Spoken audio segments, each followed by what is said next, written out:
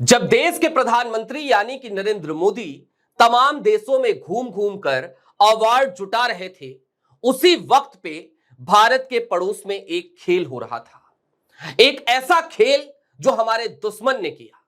एक अलग सी खिचड़ी पक रही थी और इस खेल के दो किरदार थे। एक हमारा सबसे पुराना, सबसे अच्छा दोस्त, इतिहास यही बताता है, और दूसरा हमारा रिवायती हरीफ, हमारा दुश्मन यानी कि पाकिस्तान।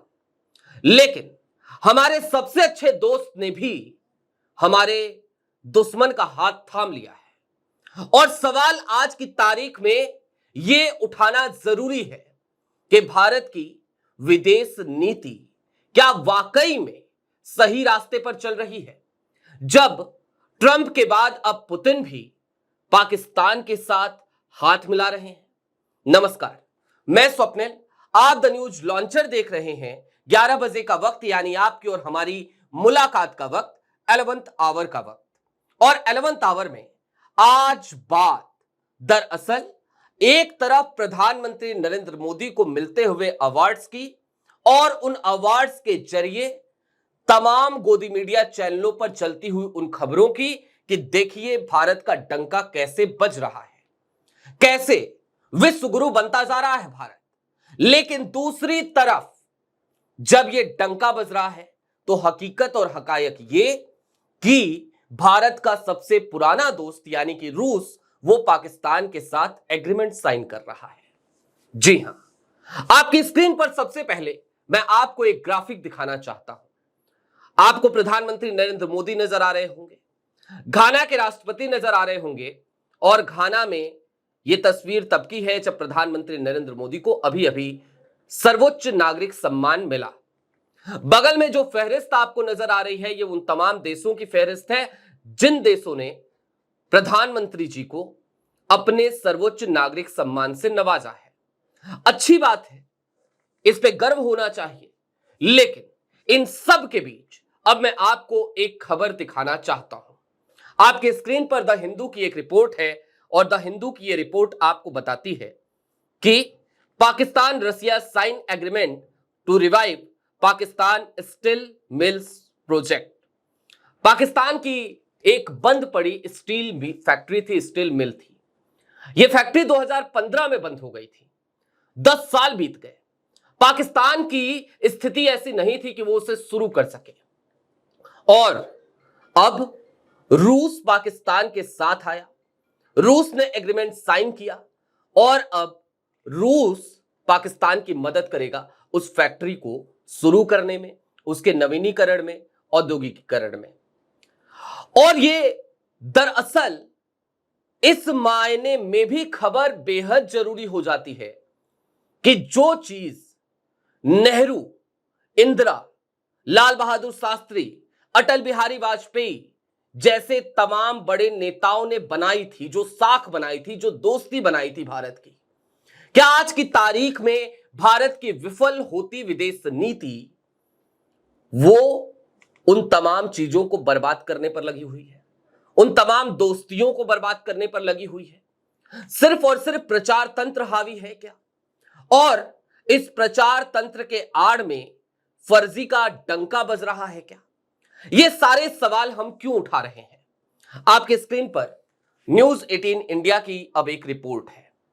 यह रिपोर्ट सीधे तौर पर यह कहती है, यह बताती है कि रूस ने नेहरू के साथ भारत को जो मदद दी थी, अब वही पुतिन शहबाज को देने जा रहे हैं। और कैसे देने जा रहे हैं, तो अब इसको समझ लीजिए। भारत जब 1947 में आजाद हुआ तो देश के सामने बहुत सारी समस्याएं थी। कल कारखानों की कमी, औद्योगिक व्यवस्थाएं बेहद लचर, और इन सब के बीच भुखमरी, बेरोजगारी जैसी समस्याएं तो थी ही। जाहिर सी बात है, प्रधानमंत्री जवाहरलाल नेहरू वो दोहरी लड़ाई लड़ रहे थे। एक तरफ देश के लोकतंत्र को कैसे मजबूत किया जाए उसकी समस्या थी, देश की शासन पद्धति कैसे चलाई जाए उसकी समस्या थी, और इन सब के बीच सबसे बड़ी समस्या यह थी कि आखिरकार भारत को प्रगति के रास्ते पर कैसे लेकर आगे बढ़े। उस वक्त में भी 1960, 1970 वो जो दशक था 60 और 70 का, उस वक्त पे रूस हमारे साथ आया, रूस ने हमारी मदद करी। इस देश के कई मिल, इस देश की कई फैक्ट्रियों का निर्माण रूस की मदद से नेहरू ने कराया। बाद में रूस इंदिरा गांधी के कार्यकाल में भी मदद करता रहा और भारत ने प्रगति करनी शुरू की। हर गुजरते दिन के साथ कुछ नया सीखा, कुछ नया किया। यह सब कुछ दरअसल बिना कोई डंका बजाए किया जा रहा था। उस वक्त पे नेहरू एक ऐसा चेहरा थे जिनको दुनिया का हर नेता, दुनिया का हर देश अपने साथ, अपने पाले में खड़ा करना चाहता था। लेकिन उस वक्त पे डंका नहीं बजाया जाता था। उस वक्त पे प्रचार तंत्र इस तरीके से काम नहीं करता था। नेहरू की जब आलोचना नहीं होती थी तो नेहरू को लेकर यह भी कहा जाता है कि नेहरू अपना ही नाम बदलकर कॉलम लिखा करते थे और अपनी आलोचना किया करते थे।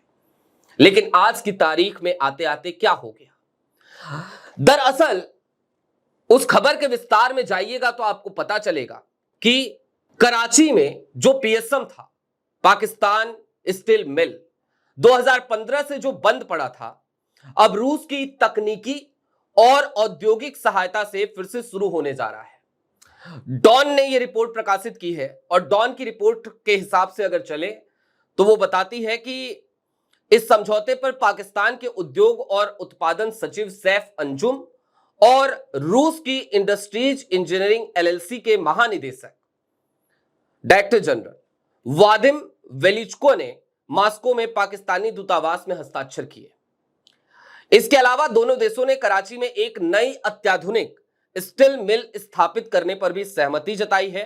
यह परियोजना 700 एकड़ जमीन पर बनेगी जो पीएसएम की मौजूदा साइट का हिस्सा है और पोर्ट कासिम के निकट होने के कारण कच्चे माल की ढुलाई लागत को कम करेगी। यानी कि कुल मिलाकर अभी आज के तारीख में, आज के हालात में हमारा सबसे अच्छा दोस्त अब हमारे दुश्मन के साथ जाकर खड़ा होता नजर आ रहा है, उसकी मदद करता नजर आ रहा है। प्रधानमंत्री नरेंद्र मोदी जी को चाहे जितने भी अवार्ड मिल रहे हो, प्रधानमंत्री नरेंद्र मोदी जी को घाना, नामीबिया जैसे छोटे छोटे देश चाहे जितना भी सम्मान दे रहे हो, लेकिन सच्चाई तो यह भी है कि इन अवार्ड से काम नहीं चलता।